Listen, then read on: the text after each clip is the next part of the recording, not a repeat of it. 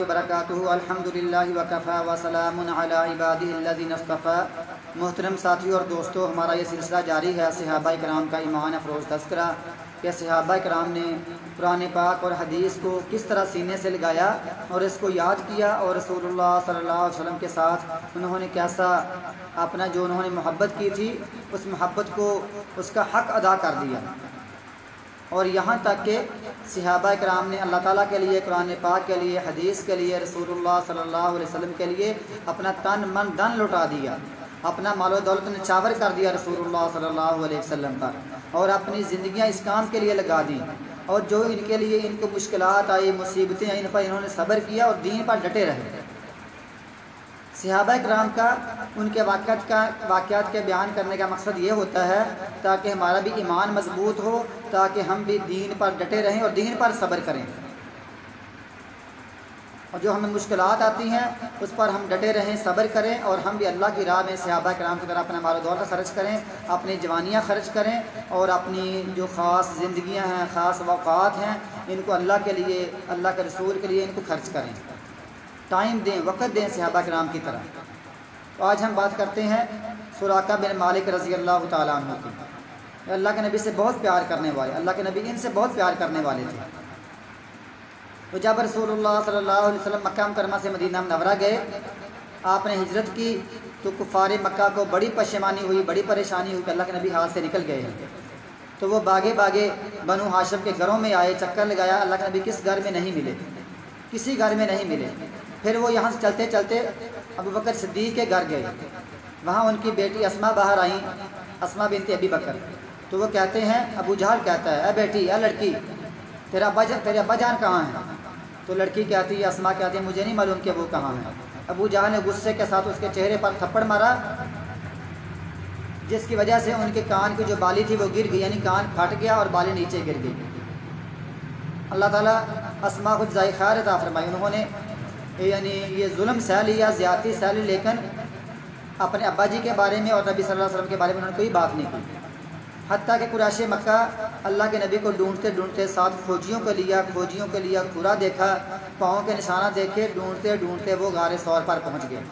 غار ثور پر پہنچے تو کھوجی نے کہا، پہلے میں نے یہ جو کھورا تھا، یہ جو پاؤں تھے، میں نے اللہ کے نبی کے گھر کے باہر دیکھے تھے، گھر میں دیکھے تھے، اور یہی پاؤں، بالکل اسی طرح کے پاؤں میں نے پھر مقام ابراہیم پر دیکھے ہیں، جو پاؤں لگے تھے نا ابراہیم علیہ السلام کے، تو وہ پاؤں اور یہ پاؤں محمد صلی اللہ علیہ وسلم کے پاؤں ایک طرح کے تھے۔ اور اس نے کہا تھا، بعضہ من بعض، کہ یہ جو ہے نا، یہ نبی صلی اللہ علیہ وسلم کے پاؤں اور ابراہیم کے جو پاؤں وہاں مقام ابراہیم پر لگے ہوئے ہیں، یہ لگتا ہے ایک ہی نسل کے ہیں، یہ لگتا ہے کہ یہ آدمی ان کا بیٹا ہے۔ اور یہ کھوجی اتنا ذہین تھا، اس کو سمجھ آ گیا کہ پاؤں دیکھ کر کہ یہ لڑکا اس آدمی کا بیٹا ہے، اور حقیقت بھی یہی ہے کہ رسول اللہ صلی اللہ علیہ وسلم کا شجرہ نسب ابراہیم علیہ السلام سے ملتا ہے۔ جب وہ غار ثور پر آئے تو وہاں بھی یہی کھرا لگا ہوا تھا، یہی پاؤں کے نشانات تھے۔ تو اس نے کہا، اس کے بعد مجھے سمجھ نہیں آتی کہ یہ آدمی آپ کے کہاں گیا، جس کو آپ ڈھونڈ رہے ہیں، کہ یہ کہاں گیا ہے، یا یہ زمین میں داخل ہو گیا، یا اس میں آسمان پر چڑھا گیا، اس کے آگے اس کا کھرا نہیں جاتا، اس کے پاؤں کے نشانات نہیں جانتے۔ اور حقیقت بھی یہی تھی کہ اس کے بعد آگے غار ثور تھا، اور رسول اللہ صلی اللہ علیہ وسلم اور ابو بکر صدیق اس غار کے اندر تھے۔ تو وہاں پھر امیہ کہتا ہے کہ اس میں داخل ہو کر دیکھتے ہیں، غار میں امیہ بن خلف، اس میں داخل ہو کر دیکھتے ہیں، یہاں سے مل جائیں۔ ابو بکر صدیق کہتے ہیں، اللہ کے نبی، اگر انہوں نے نیچے ہو کر دیکھ لیا، اپنے پاؤں کے نیچے ہو کر دیکھ لیا، پاؤں کے پاس دیکھ لیا، تو ہم نظر آ جائیں گے۔ اللہ کے نبی نے فرمایا، لا تحزن ان اللہ معنا، غم نہ کرو، اللہ ہمارے ساتھ ہے۔ تو یہ جو آیت ہے سورۃ توبہ کی، اس وقت اتری تھی کہ لا تحزن ان اللہ معنا، تو یہ پوری آیت ہے۔ تو پھر رسول اللہ صلی اللہ علیہ وسلم ابو بکر صدیق اندر بیٹھے رہے، اور یہ باہر کفار مکہ ڈھونڈتے ڈھونڈتے یہاں سے واپس آ گئے۔ جب واپس آئے، انہوں نے پھر یہ اعلان کیا کہ جو بندہ رسول اللہ صلی اللہ علیہ وسلم کو گرفتار کرے گا زندہ حالت میں، تو اس کو 100 بڑے عمدہ نسل کے اونٹ دیے جائیں گے۔ انہوں نے یہ اعلان کر دیا، پورے مکہ مکرمہ میں یہ اعلان ہو گیا، اور ہر کسی کی خواہش تھی کہ رسول اللہ صلی اللہ علیہ وسلم کو گرفتار کیا جائے اور 100 اونٹوں کا انعام حاصل کیا جائے۔ تو یہ سراقہ بن مالک، یہ مکہ مکرمہ کا ایک آدمی تھا، تو یہ اس وقت تھا قدیاد کے علاقے میں. قدیاد اگر ہم آپ تم میں سے کوئی بندہ اگر مکہ مکرمہ سے مدینہ منورہ جائے، آج بھی اس دور میں بھی مکہ سے جائے یا جدہ سے جائے، تو وہاں دو علاقے آتے ہیں، قدیاد اور عسفان. عسفان اور قدیاد، وہاں ایک جگہ پر یہ کسی محفل میں بیٹھا ہوا تھا، تو ایک آدمی آیا، اس نے اس کے آ کے کان میں کہا کہ قریش مکہ نے محمد رسول اللہ صلی اللہ علیہ وسلم کے لیے ایک اعلان کیا ہے، جو ان کو پکڑے گا اس کو 100 اونٹ انعام دیا جائے گا. تو اس کے منہ میں پانی آ گیا لالچ میں کہ کہاں کتنے اچھے 100 اونٹ مجھے ملیں گے. اس نے کہا جیسا تیسا بھی ہو، میں محمد رسول اللہ علیہ وسلم کو پکڑوں گا، گرفتار کروں گا اور 100 اونٹ انعام حاصل کروں گا. ابھی بیٹھا ہی تھا تو تھوڑی دیر کے بعد ایک اور آدمی آیا، اس نے آ کر کہا سراقہ کے کان میں کہ یہاں سے میں نے 3 آدمی دیکھے ہیں جاتے ہوئے، یہاں سے وہ گزرے ہیں. اس نے کہا کہ ان میں سے لگتا ہے ایک محمد رسول اللہ صلی اللہ علیہ وسلم ہے، اور دوسرا ابو بکر صدیق ہے، اور تیسرا آدمی ان کو راہ دکھانے والا ہے، رستہ دکھانے والا ہے. تو لوگوں نے بھی سن لیا، یہ اس بات کو لوگوں نے سن لیا جب اس آدمی آ کر کہا. سراقہ نے کہا مجھے پتہ ہے کہ کچھ آدمی ہیں قریشی، ان کی اونٹنی گم ہو گئی ہے اور وہ ڈھونڈ رہے ہیں، یہ آدمی وہی ہوں گے جو اپنی اونٹنی کو ڈھونڈ رہے ہیں.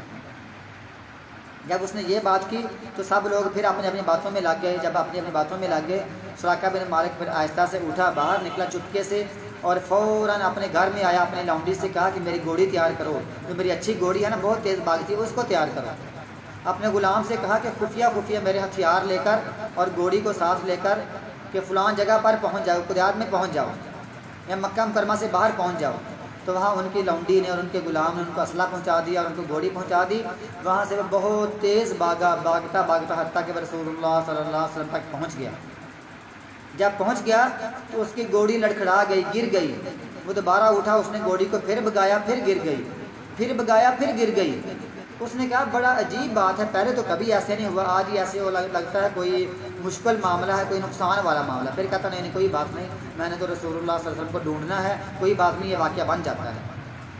جب وہ رسول اللہ صلی اللہ علیہ وسلم کے بالکل سامنے ہوا، اس نے کہا ہاں یہ بات ہے. اب اس نے ہتھیار لیے اور تیر بالکل سیدھے کر لیا رسول اللہ صلی اللہ علیہ وسلم کی طرف اور کہا کہ بھاگنا نہیں ہے ورنہ میں تم کو تیر مار دوں گا.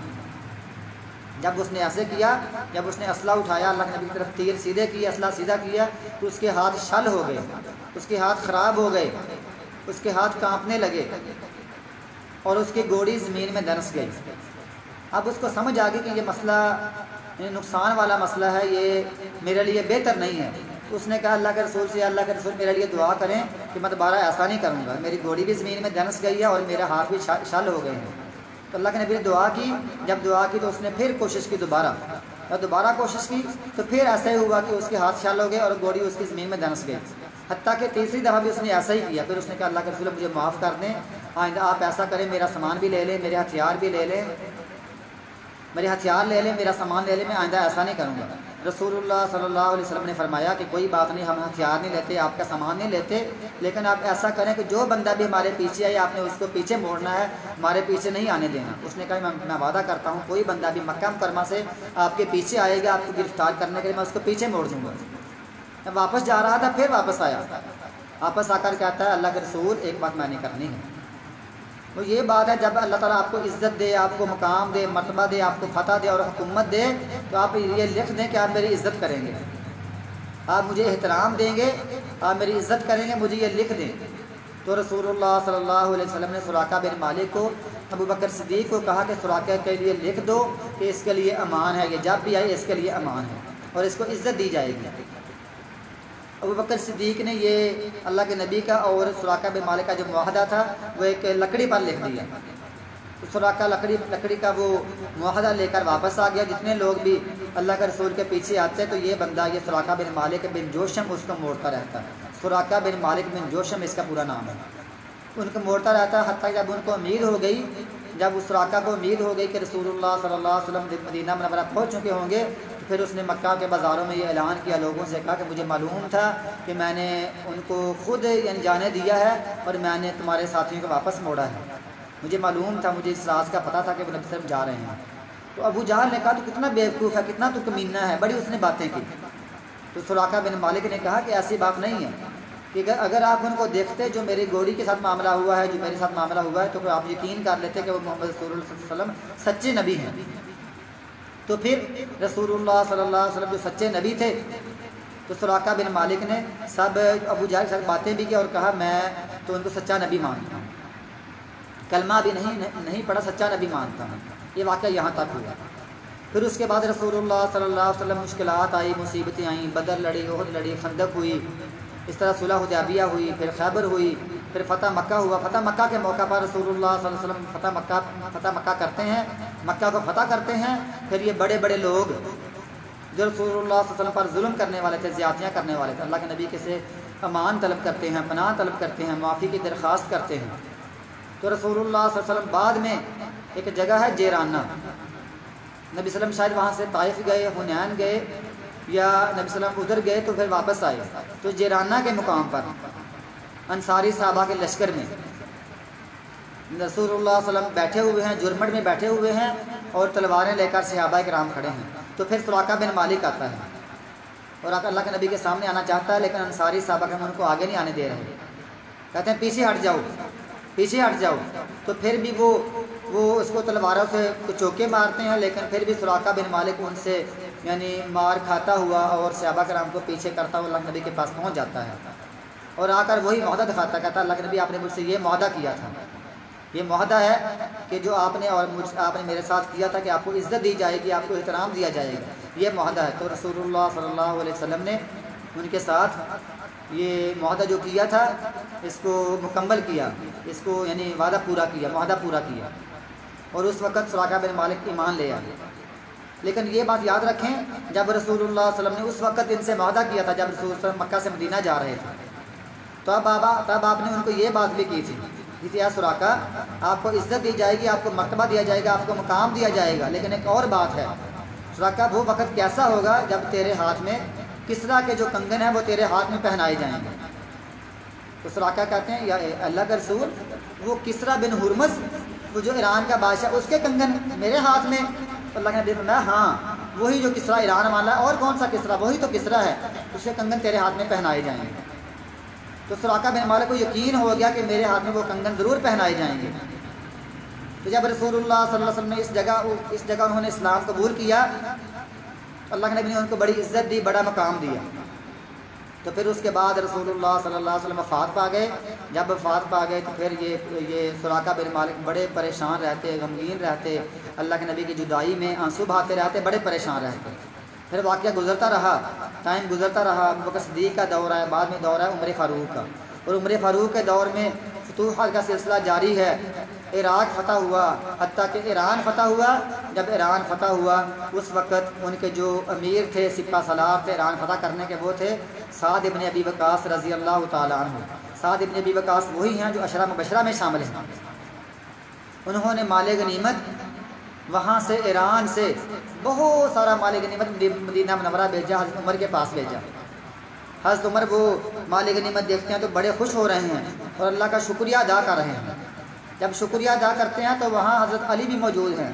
حضرت علی رضی اللہ تعالیٰ عنہ فرماتے ہیں، کہتے ہیں اے عمر دیکھو، آپ سیدھے تھے تو آپ کی رعایا بھی سیدھی ہے، آپ ایماندار ہیں تو آپ کی رعایا بھی ایماندار ہے، آپ خیانت نہیں کرتے ہیں تو آپ کی جو رعایا ہے وہ بھی خیانت نہیں کرتی ہے۔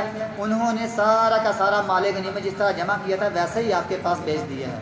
اگر آپ خیانت کرتے تو آپ کی رعایا بھی خیانت کرتی، اگر آپ یعنی ایماندار نہ ہوتے تو آپ کی رعایا بھی ایماندار نہ ہوتی۔